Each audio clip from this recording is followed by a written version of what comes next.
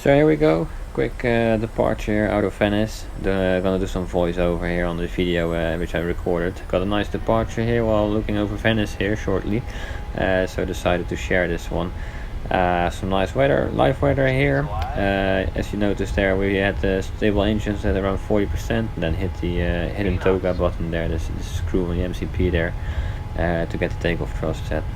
Yeah, usual flap 5 settings, speed brakes are in the RTO position for takeoff, and then our V1 and V-rotate coming up, and pitching up towards around 15 degrees there, bringing the gear up in positive rate of climb, and then shortly we'll take a look here over our left side towards Venice. If you're wondering how I set up the V1, V-rotate and the airspeed live, all that stuff, I've got videos on the channel. Actually, I should advise you to look for the playlist of the PmDG tutorials. Yeah, it's easy, to the point, no, not too much talking, it just gets you going quickly.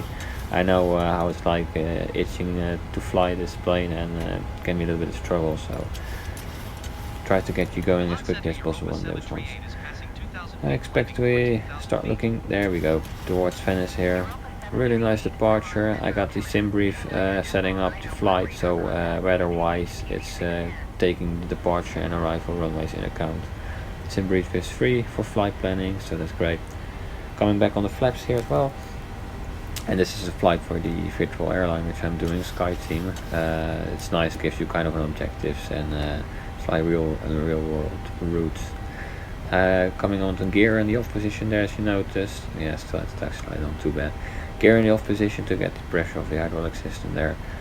And got some interesting turns coming up here. Still hand flying the plane so far. Gonna take a quick look outside here. Coming around here, got the airport back there, and Venice over there on the right side now. And we'll take a look back inside, continue flying since we're hand flying the plane still here. I'm flying with the Honeycomb Alpha yoke. It's great yoke together with the Logitech 3D Extreme flight stick, something like that it is. Been with me for more than 10 years already, so using it now only for the rudder. I got the elevator and pitch, all that stuff disabled. Dead zones are at 100%, so it's not affecting anything when I'm using the rudder for crosswind approaches or stuff like that. So it's only using the rudder input, so I can use the Honeycomb Alpha yoke for the whole flight controls, let's say the rest of flight controls. Going to the right here soon. Yeah, that turn is coming up there. Still using the slats flap 1 setting for these turns here, keeping a little bit slower speed, not banking too much. I'm not a real life pilot, so I don't know about these turns, what it's like a usual setting, but I do know from real videos they tend to keep some slats, flaps 1 setting for these relatively sharper turns, and then shortly after that bring everything in and start climbing up faster. Still hand flying here. It's interesting when you have a departure like this, obviously, to hand fly it yourself, so try to do it as much as possible, practice a little bit. Got the flight path factor on straight away on any arrival and departure. This is button FPV called.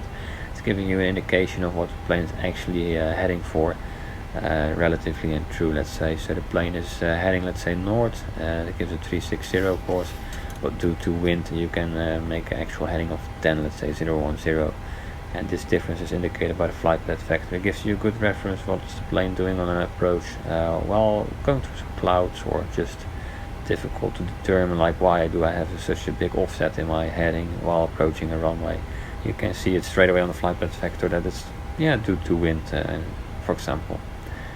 And if not, then you see the flight path factor aligning with your true heading. You can notice if something else is wrong, let's say. Approaching the 10,000 feet, so landing lights come off there. Continue climbing out here. Notice that the autopilot's already on here. Just switching off some more lights here. Climbing out. So quick departure here. I hope you enjoyed it. Nice scenery still going on here. And then I have some more videos coming up. I will share with you and talk you through what's going on. Alright, see you next one.